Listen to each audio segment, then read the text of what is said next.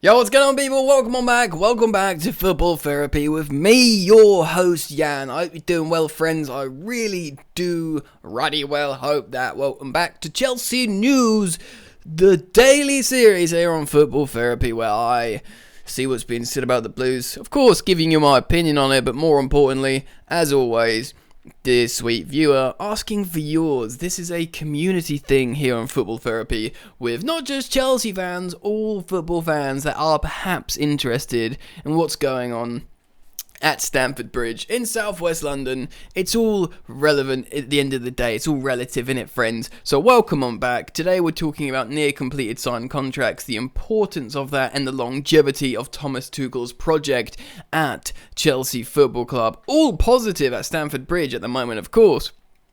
Starting the season as European champions, bringing in an elite striker. Sure, contracts are running down, but we could have some positive news regarding that. And of course, Chelsea finally shaving off the, and I don't like this word generally, but the deadwood.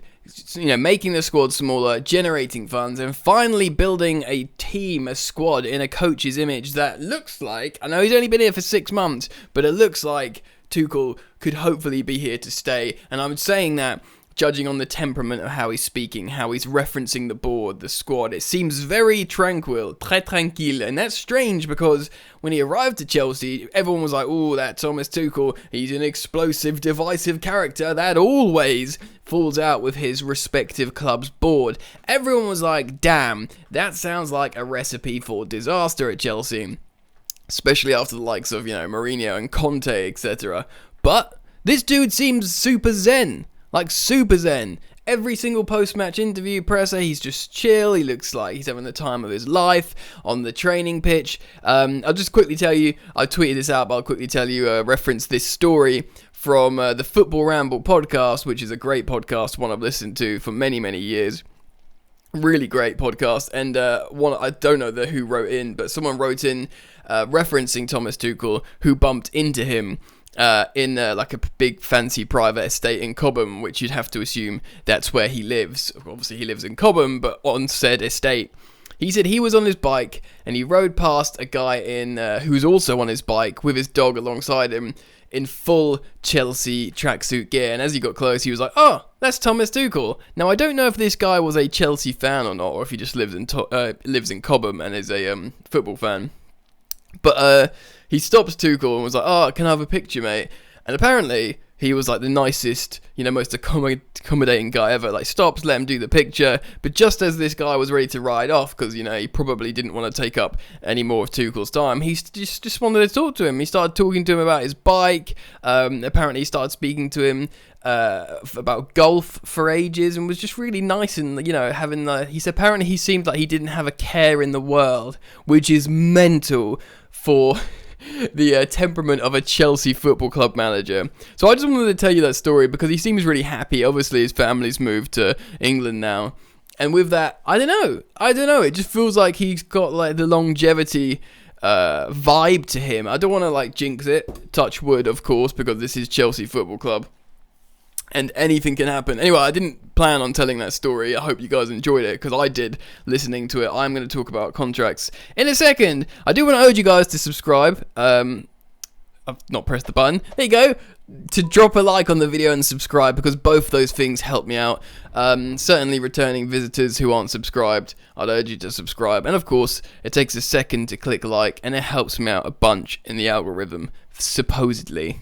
So, please do. And also, feel free to follow me on the gram for exclusive news. Alright then, let's have a quick peek at this.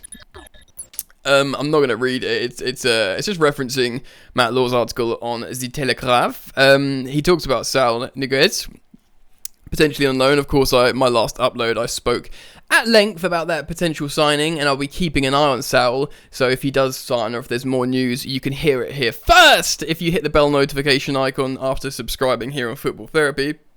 We'll watch developments.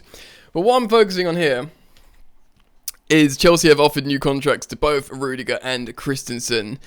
Christensen is thought to be close to agreeing his new long-term contract, while Rüdiger has been offered an extension to his deal just 12 months after he considered leaving. Of course, both players are in the final year of their contract. Now, this is really, really important because, like Liverpool, obviously they've tied up loads of their players to long-term deals, important players. Chelsea need to do the same. 2 years ago, who would have told you Christensen and Rüdiger? Rüdiger's been like coming in and out of the team, and I'm absolutely guilty of this, thinking he was performing so bad for Chelsea, and for me, he was the first to go. I'm happy to admit that. I am happy to admit my bad takes when they're wrong. In fact, here's another one. When we were being linked to Christian Pulisic, I was looking at his metrics at the time, and I thought and I didn't really say this as a negative slander thing, because I've never been a Willian hater, but I said he's just going to be like another Willian, a dribbler into the final third with not much end product, which he really sort of didn't have. I never said he was a bad player, but I said we should buy Nabil Fekir, instead of Pulisic. Of course, in hindsight, I'm happy we bought Christian Pulisic, and even if he is a bit overly dribbly in the final third sometimes, he is a direct player, he's an amazing talent, he's younger. I was wrong, and I'm happy to say I was wrong. And like many people, like many of you man out there, and I know you're watching, you felt the same. You were the same as me. I know it, friend. We were ready to say goodbye to Antonio Rüdiger, purely down to his performances and perhaps rumoured controversy behind the scenes, which I'm not going to get into in today's video. Now, he seems like elite. Antonio Rüdiger is elite. He's certainly under Thomas Tuchel. I don't know if it's Tuchel's coaching that's done it, but he is, of course, a German international, 28 years old in his prime, plays both centre-back positions as well as right-back. Remember, we bought him and we were like, he can play full-back. I think under Conte originally. Was he a January signing? Hold on. No, he wasn't. He was a summer signing. Oh, the summer after we won the league. So he was under Conte. And I remember people were being like, yeah, it's a Roma defender who can play fullback. We've never seen that at all. He's right-footed. Obviously, he's playing on the left of a back three rather than in a centre-back two.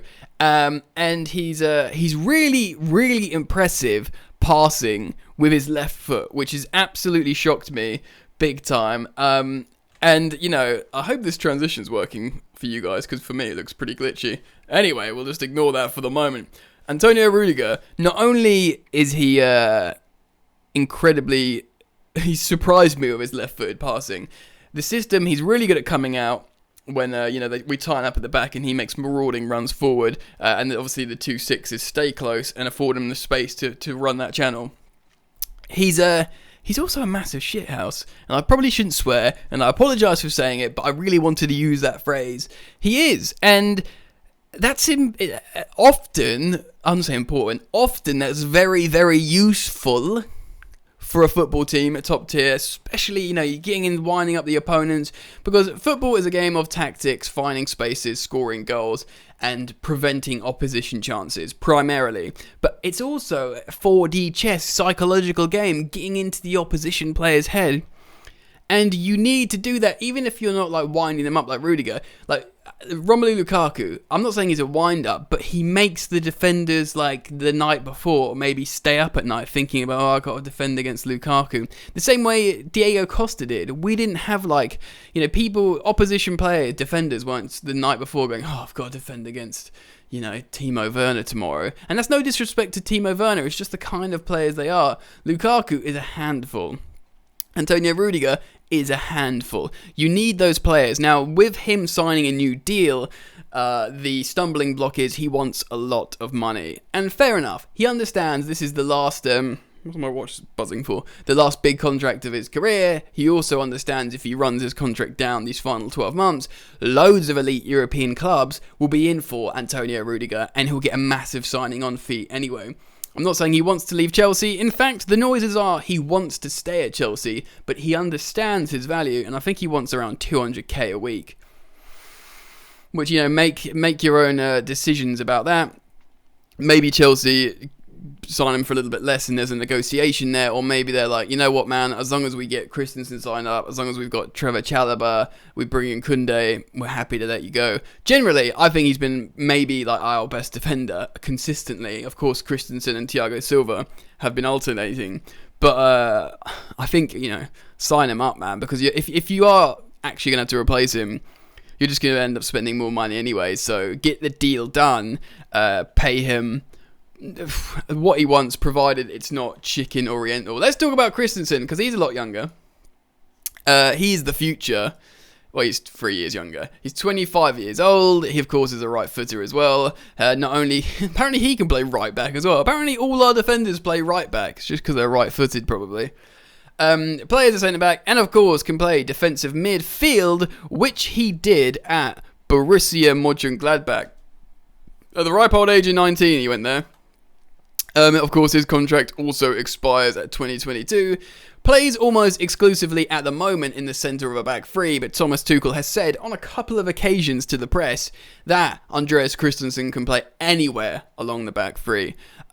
Interestingly, he doesn't say the same things about Antonio Rüdiger, who seems exclusively as a left centre back. So that's really interesting how he's so confident about Andreas Christensen. I think he said the same about Thiago Silva. And with that, it actually seems like Christensen, who's more than 10 years younger than Silva, which seems mental, because 25 isn't old, but it doesn't seem that young, does it? And he's still like 11, 12 years younger than Thiago Silva, which just blows your mind. Anyway, for me, personally, I think he's the natural successor to Thiago Silva in the middle of the park. Again, going on this theory of Tuchel's legacy is going to hang around for a little bit at Chelsea, and we're going to continue playing this system.